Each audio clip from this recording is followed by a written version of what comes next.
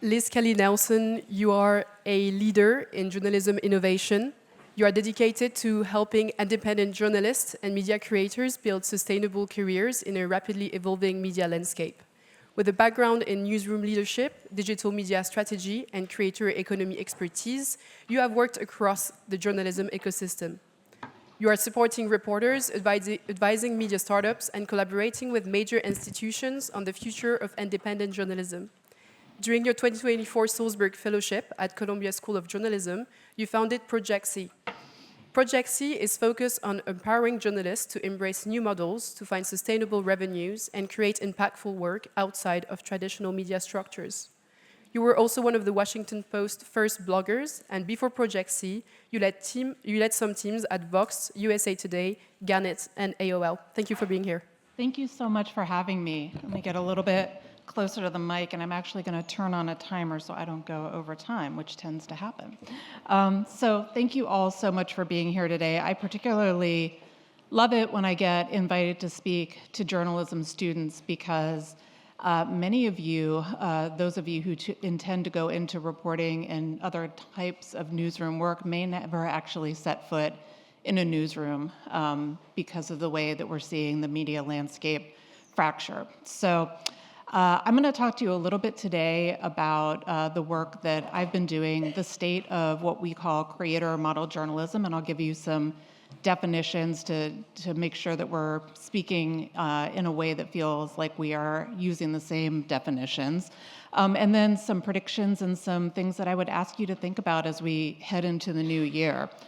So our story so far, I want to talk to you about why things are changing so much. And the industry is changing, and you've heard this from a lot of the speakers already here today in a big way. And this is really important for you as journalism students to hear because it does impact what you will do when you graduate with your degree.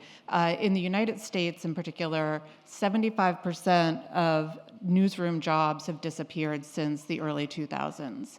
And over 3,500 newspapers, local newspapers primarily, have shut down. So we have a lot of bright-eyed journalism students in the United States too, who are all hoping to graduate and move into this work, and the opportunities are becoming fewer and fewer for them to do that work within newsrooms. So we are looking beyond.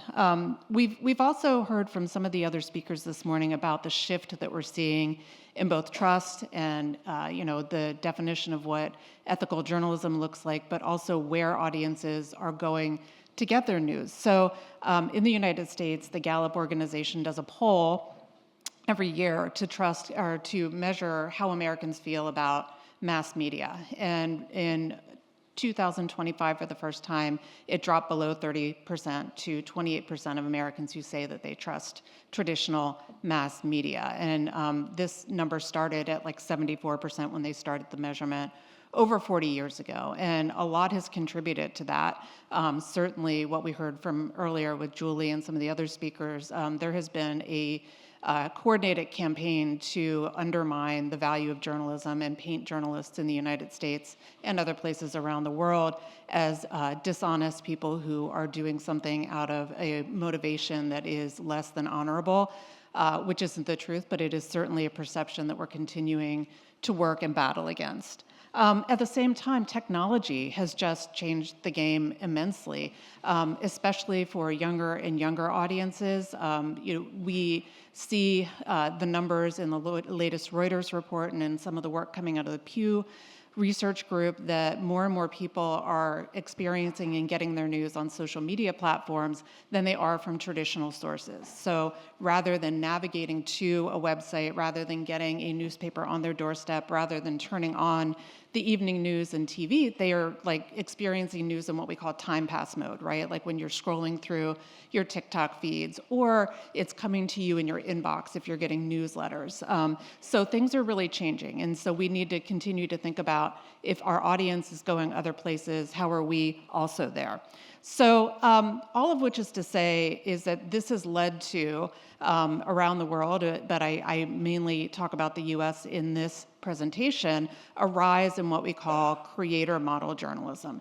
And creator model journalism is, and there's a very specific definition that we use at Project C, an individual who combines elements of journalism with content creation techniques to produce news stories, et cetera, and unlike freelancers or others, they are doing it under their own brand or under their own flag rather than with a traditional news organization, again, on platforms like YouTube, on TikTok, in newsletters, and elsewhere.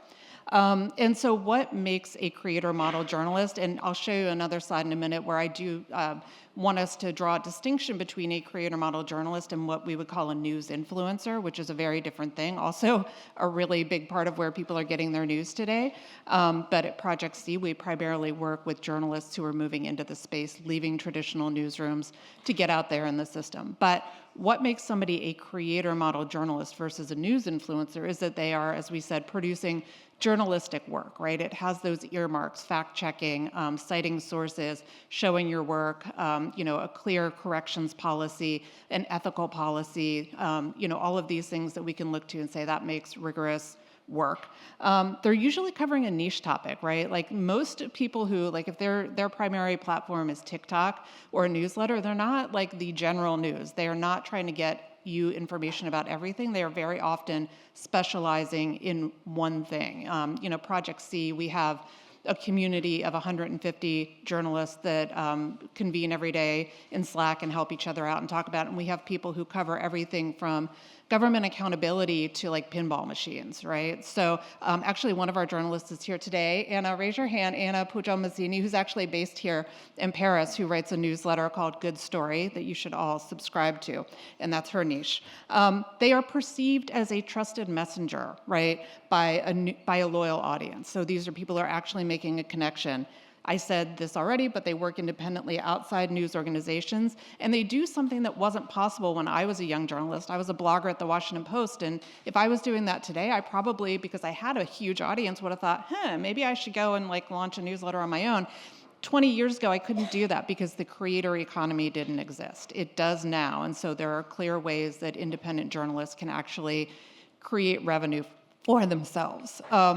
I'm not going to go through this slide, but there is a QR code here if you want to look at it. This is a study that I did in early 2025 into the different sources and types of journalism that is reaching news consumers in the United States. And there are two categories there that draw the distinction, if you zoom in on it, between the content creator model journalist and news influencers. And I just put that there as an extra resource that you can take home with you. But I wanted to get to this slide.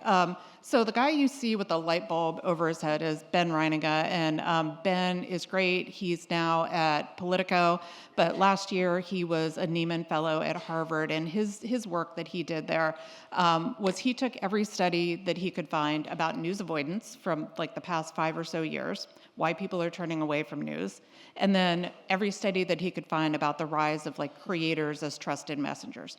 And he threw all of those studies, and there were a lot of them, into a large language model. So here we go with AI, right? Like this is a use of AI that is actually pretty effective. And he asked the large language model to tell him, what are the top 5 reasons that consumers are turning away from traditional news? And what are the top 5 reasons that they are trusting creators as their news messengers? And what you see is there's almost like a one-to-one comparison with why consumers are turning away from traditional news sources in larger and larger numbers, and why they are gravitating towards creators and kind of what we call personality-led journalism. One of the things that I want to point out, based on what we've heard from this morning with others, is this perception of bias. And I think there's so much more to unpack. We could have an entire conference about kind of the ethics piece and what Julie and Margaret were talking about earlier. I would actually point out Margaret's newsletter, American Crisis, I believe. Yeah, every week you point out usually something that indicates for the mainstream press, which calls itself impartial in the United States, is not actually impartial. And the New York Times in particular, where Margaret used to work, there are editorial decisions that you see that are going into the content that is appearing in the news, that it's very clear to consumers that there is bias, even when mainstream news organizations are saying that they are not. And that has led to a huge degradation of trust in mainstream media. On the other hand, in this new territory that we are navigating with creator model journalism, you have creators, some of whom I'll show you examples of in a moment, who are very overt about how they feel about an issue. You know, Bruno, in his discussion, was talking about how to report, when you are faced with emotions or you feel that you have an affinity towards a particular group or you identify with them. What we hear when we talk to consumers about this, when we ask them questions about why do you trust somebody who it's clear has a very specific point of view, they say it's because at least they're honest about it, because at least they are telling us where they are coming from. So whether I agree with them or not, like, I'm going to go with them there. But all of these other reasons are also factoring into why we're seeing the rise. So just to give a few quick examples of who some creator model journalists are. This is Basan Auda. Basan reported and continues to report from Gaza and has been doing so since the war started in Gaza a few years ago. She was a documentary filmmaker prior to the war, and her primary platform is Instagram, where she reports. She actually linked up pretty early on in her work with AJ Plus, who amplify her work. And in the last year, they won several journalism awards for Basan's reporting from Gaza, including a Murrow Award and a Peabody, which are pretty prestigious journalism awards in the US. This is Carlos Eduardo Espina. He was identified here by the New York Times as the one-man Telemundo on TikTok because he is serving the Latino community in the Houston, Texas area, and he has more followers on TikTok than any mainstream news outlet. And actually, if you do an eyeballs to eyeballs comparison, he has a larger audience period, regardless of platform.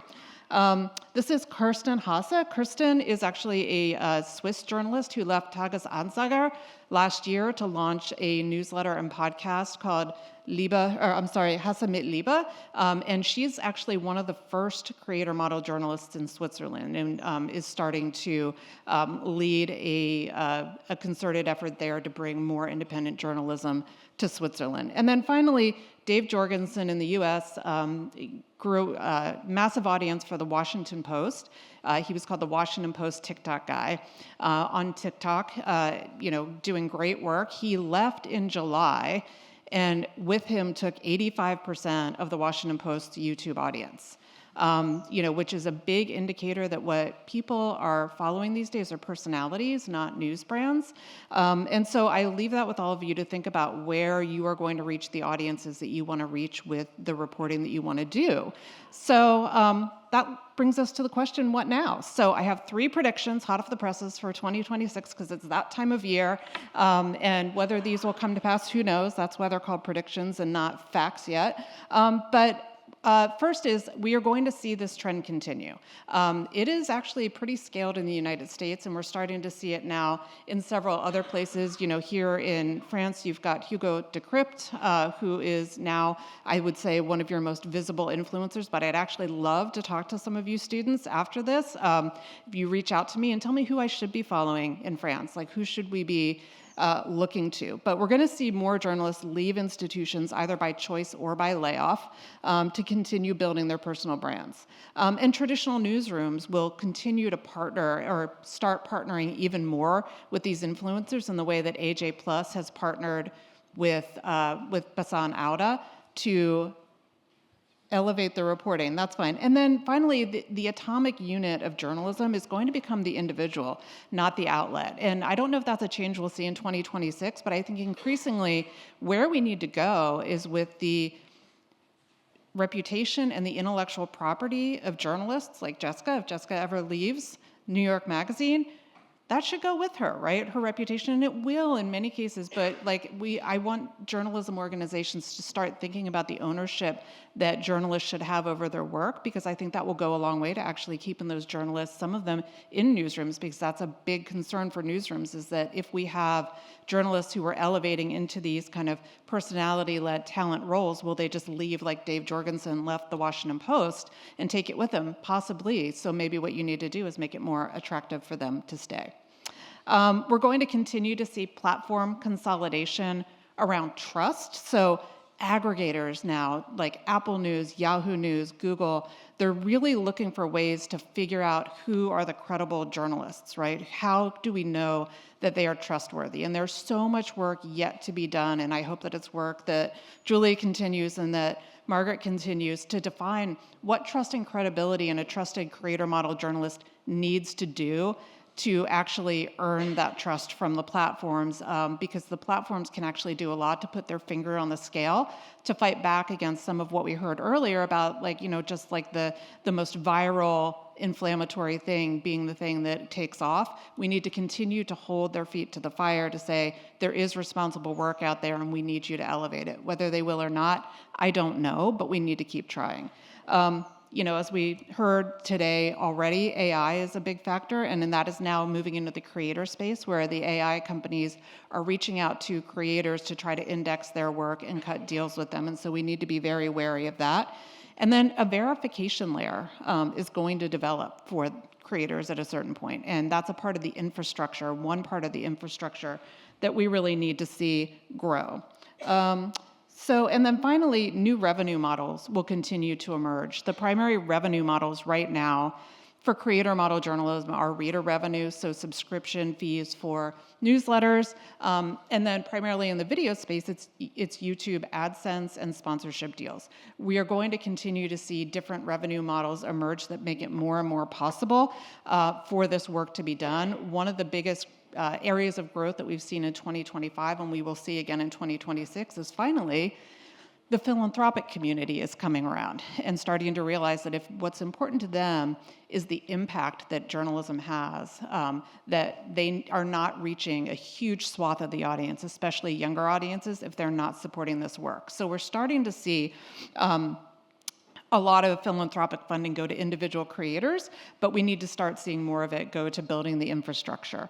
We're going to see creators generating revenue from multiple sources simultaneously, and the middle class of creator journalists will become increasingly viable, not just the stars and then the people who are doing it as a side hustle. All right, so what can we do, right? Like, what can the people in this room, the people who need to hear this message, do to push this space forward? For creators, build in public, right? Establish trust signals from day one. We heard this a lot earlier from some of our speakers. Part of the trust that needs to be built is actually showing our work and how we do our work. So we see that a lot in creator journalism, and it's something that we need to lean more into. Like, how did I report this story? Who did I talk to? BTS, behind the scenes content, is a big one for YouTubers, like showing how they actually reported something out. Think portably. If you're a creator, think about how your reputation travels with you, and then just do it. Don't wait for institutions to figure it out. If you are a reporter who thinks that there is a story or a niche topic that needs to be covered that isn't being covered, and you can't get a traditional organization to agree with you, but you really believe in it, try it out. See if there's an audience there and prove that there is one. For traditional media, stop seeing creators as competitors. This is a knee-jerk fear reaction that comes from disruption, and we need to get past that and actually embrace the creators and figure out how we work with them, not against them. And develop creator partnership frameworks now to ensure that you understand that there's a difference between an editorial partnership and a marketing partnership. A lot of news organizations default to thinking about creators and influencers as a marketing tool. That's not just it. Actually, Adriana, who you're going to hear from next, recently Adriana Lacey's website published a great piece about a TikToker and YouTube creator named Amber Sherman, who's partnered with MLK50, and it's a great model for what that kind of partnership can look like. And then finally, news organizations need to learn from creators. Don't assume that you hold all the power and that you have all the knowledge. There's so much that we need to learn from them, because guess what? They are like eating our lunch when it comes to reaching the audience, so we need to learn how they're doing that. For funders, you need to understand the creator ecosystem in your funding space. Open grants to indie creators, not just legacy news organizations or legacy news organizations that are partnering with creators, like actually support creator model journalists independently. And as I said a few minutes ago, fund infrastructure, not just independent creators, because a lot of these folks need things that they don't have when they work in a traditional news organization. They don't have liability insurance in many cases, which is a really scary thing. If, like Marissa Kabas, who writes The Handbasket in the US, you are going after the Trump administration every single day and doing that without liability insurance, it can be a really devastating thing. They don't have health insurance in many cases. They don't have editors to work with, and trust me, they want them. That's something that we hear from a lot of kind of the journalism old guard is like, well, these people are working without editors. Well, guess what? It's not because they don't want to, it's because they can't afford it. So we need to continue to develop that ecosystem and that infrastructure. And then for you journalism students, for the aspiring journalists in the room, most importantly, don't wait until you have enough experience to start. You should be trying this right now, even if it's just for a small group of friends and family, that you launch a newsletter or a TikTok channel, a little bit of soft launch so that you can get your reps in and find your voice in this space and figure out if it feels right for you. Because also, it's okay if it's not. Not everyone is cut out to do this type of work. So launch a newsletter, a TikTok channel, a YouTube channel, a podcast, and publish consistently. That's really important. If you are telling an audience that you are going to be a go-to source for something, it can't be an every now and then kind of thing. It needs to be published consistently. And then treat it as a living portfolio that shows your thinking process, not just your finished work. And no matter what you choose to do in the future, whether it's going into a news organization or it is plotting an independent path, this will be a good investment in yourself. Increasingly, news organizations are looking for young journalists who are coming in who already have a following, who already have a ton of experience doing vertical video, all of these skills that are the currency of the future. So the best time for you to have started this was like last year or the year before, but the second best time is today. So, leave here today and play with launching a TikTok. So the graphics that I shared earlier about where audiences are going were pretty dense, but take this away from them. The pivot is not happening right now. It's already happened. Audiences have moved on. Young people are not suddenly going to reach an age where they will subscribe to their local newspaper or start watching the evening news. It is just, we have moved into a different era. So it is really incumbent upon us as people who value and believe in journalism that we are a part of this distributed future, because the more that we can get young people like you who care about this work and care about ethics, care about standards, care about reporting on things that bring power to light, care about all those grifters that Jessica's writing about, and by the way, the biggest grifter in chief is the one in our Oval Office right now. It's important that we make sure that reporting is reaching these audiences. So that is it for me. I would love it if you subscribe to the Project C newsletter. There's a QR code here for it. Myself and some other people who I work with, we write it usually at least once a week, if not twice a week, and it is for prospective or working creator model journalists, but also for the journalism industry. So we do a lot of research and interviews and other stuff that would be really helpful if you are interested. So thank you all.